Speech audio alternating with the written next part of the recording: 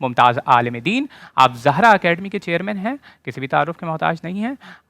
आप ज़हरा अकेडमी के चेयरमैन और कई दिहाइयों से आप उन्हें टेलीविजन स्क्रीन पर भी देख रहे हैं। मैं बात कर रहा हूँ अल्लामा शबीर हसन मीसवी साहब की। अस्सलाम वालेकुम अल्लामा साहब। अस्सलाम वालेकुम वरहमतुल्लाह। अल्लामा साहब, आप ही से गुफ्तगू का बात आगे बढ़ाने से पहले मुझे बताएं, किसी को पता है कि पिछले 24 घंटे में 600 फ़लस्तीनी शहीद हुए हैं? अल्लाहु अकबर। कोई मीडिया बता रहा है, कोई अखबार दे रहा है, ये बेहिस्सी कैसे है? ये चलें, ईरान का तो खबर और इस वक्त हाईलाइट हुआ है, फ़लस्तीनियों को कैसे भुला दिया है?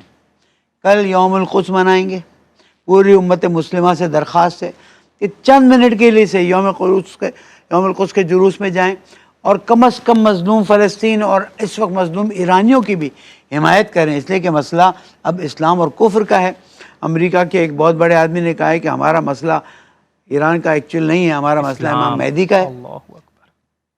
और अब हम इस मसले को देखेंगे कि इमाम मेहदी किस तरह आते हैं और किस तरह से सारे मसले को, हमारी हुकूमतों को ख़त्म करते हैं। इत्तेहाद और वहदत का टाइम है। मज़लूम फ़लस्तीनी 24 घंटे की रिपोर्ट मैं आपको दे रहा हूँ, 600 शहीद हुए हैं। अब इसके लिए इस बेहिसी की वजह नजासत है, हरामखोरी है, बेहिसी है, मुझे नहीं पता। मैं माजरत खाऊँ, लेकिन मेरा दिल भरा हुआ था, मैंने बात कर दी। यहाँ पर फ़लस्तीनियों के साथ जो जुल्म सितम ढाया जा रहा है वो तो इस्लामी इंसानी तारीख़ में उसकी कोई नज़ीर नहीं मिलती, और ज़ाहिर है मुसलमानों को इस हवाले से काम करने की ज़रूरत है। और ईरान के ऊपर भी सिर्फ और सिर्फ इसीलिए धावा बोला गया है क्योंकि वो जो फ़लस्तीनी मुज़ाहमती तहरीकें हैं उनकी हिमायत से पीछे नहीं हट रहा था, वो फ़लस्तीन की हिमायत से पीछे नहीं हट रहा था, इसी वजह से उसके ऊपर मुफ्ती तकी उस्मानी साहब ने कितना खूबसूरत बयान दिया है। और ये इस वक्त ईरान पर अमेरिका और इसराइल की जंग जो है हमारे इत्तेहाद और वहदत को बहुत आगे बढ़ा देगी। लाल मस्जिद के बुजुर्गवार जो है उन्होंने कितना खूबसूरत मैसेज दिया।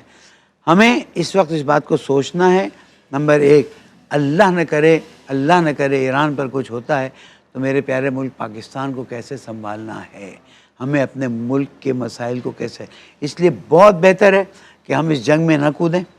हम इस जंग में, क्योंकि ये इसराइल और यहूदियों की मिल के जंग है और नेतन्याहू इसमें बाकायदा हिस्सेवार है, इसलिए हमें कोशिश करनी चाहिए कि हम यहाँ मुत्तहिद रहें और अपनी हुकूमत को इस बात को समझाएं। समझते हैं, लेकिन हम भी अपना हिस्सा डाल दें कि खुदा किसी तरह से भी अमेरिका और इसराइल के कहने पर इस जंग में दाखिल ना हो।